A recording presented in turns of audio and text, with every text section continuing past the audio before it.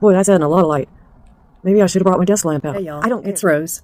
I'm 100% permanent and total disabled Marine Corps veteran from the very, very early Desert Storm era for psychiatric issues. So yes, I am papered and pedigreed. Yes. Okay, I need to start about the court case that we're going through right now. The alleged perpetrator,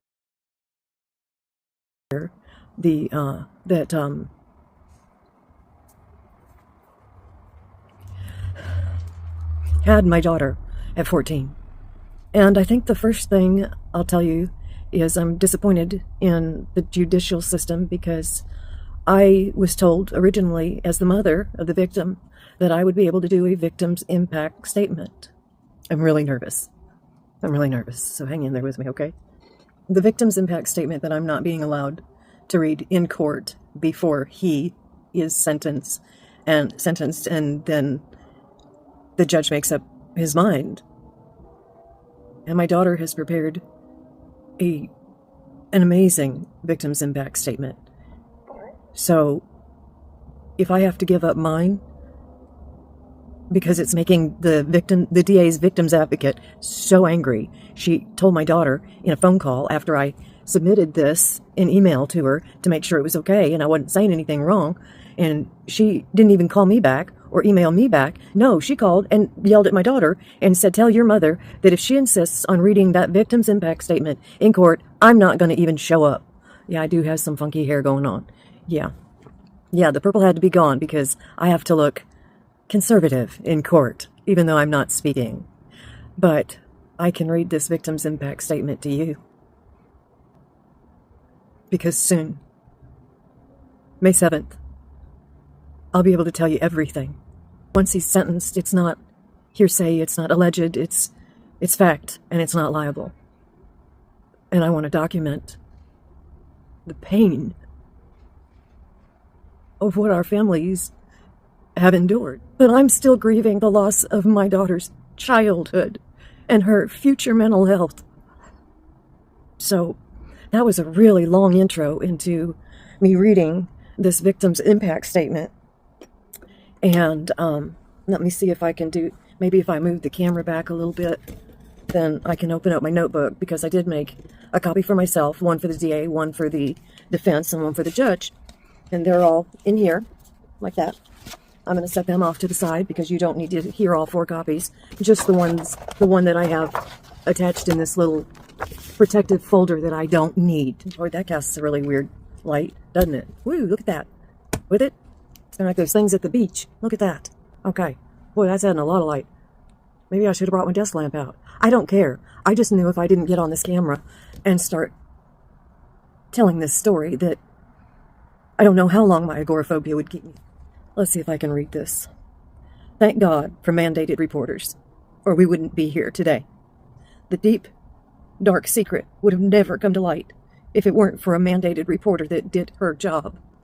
The crime would have remained a deep, dark secret. And I couldn't have imagined in our wildest dreams what was secretly unfolding behind our backs. When my daughter told me about her therapy appointment, where she reminisced about losing her virginity to Mr. So-and-so when she was 14, and that her therapist was a mandated reporter by law to report it to law enforcement, I was crushed. It took my breath away. I've had to call the VA crisis hotline on multiple occasions to help me work through the pain this devastating emotional ordeal has caused. In middle school, my daughter joined a group of kids that were into video games and anime, and would meet at various homes on the weekends.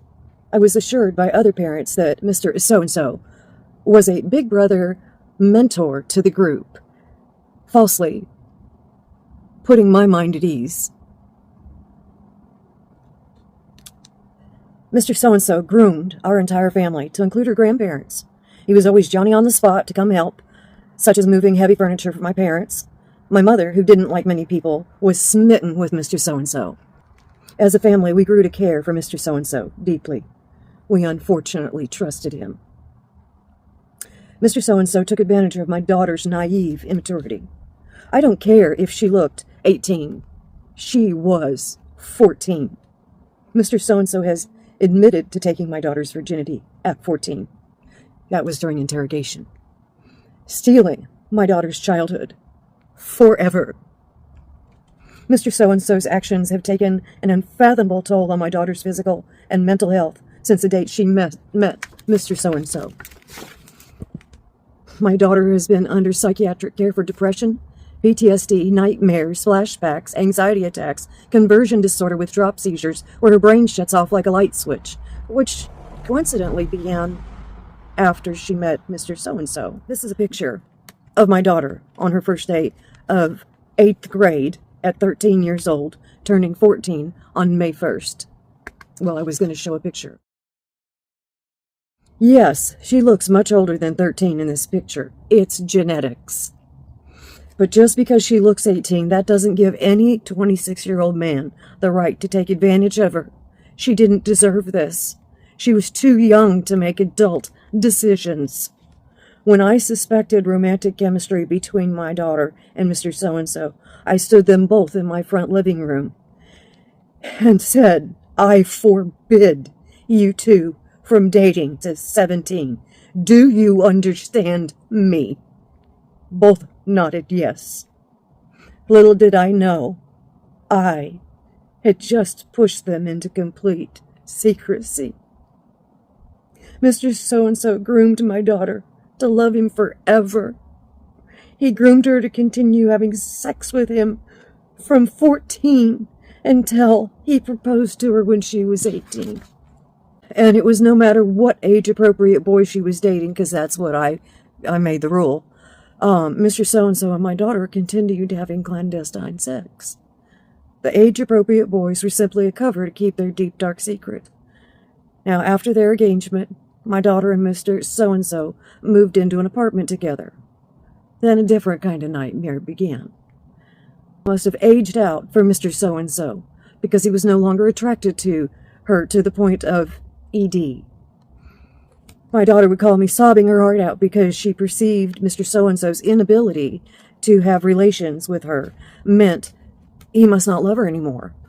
And I kept assuring her that it was his medical issues, such as the doctor-verified lack of testosterone, coupled with severe sleep apnea and morbid obesity. Mr. So-and-so mentally and verbally abused my daughter throughout their 6 months living in that apartment. He tried very hard to get her to break up, but she'd been groomed to love him forever. She wasn't going anywhere. Mr. So-and-so finally kicked her out. My daughter came home with us, utterly crushed.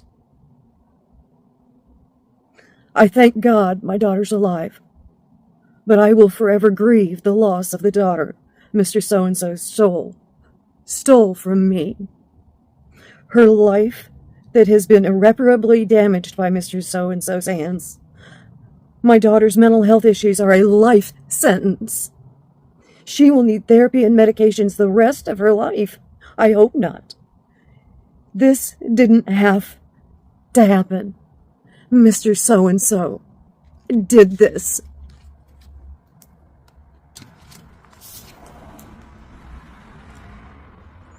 I have asked God to forgive me for not possessing the grace to feel mercy for Mr. So-and-so. But I do believe in justice for my daughter. Please, Your Honor, I pray you take my words into account when considering Mr. So-and-so's fate. I thank God for a mandated reporter that brought this crime to light. Thank you. Now tell me what part of that shouldn't be read in court.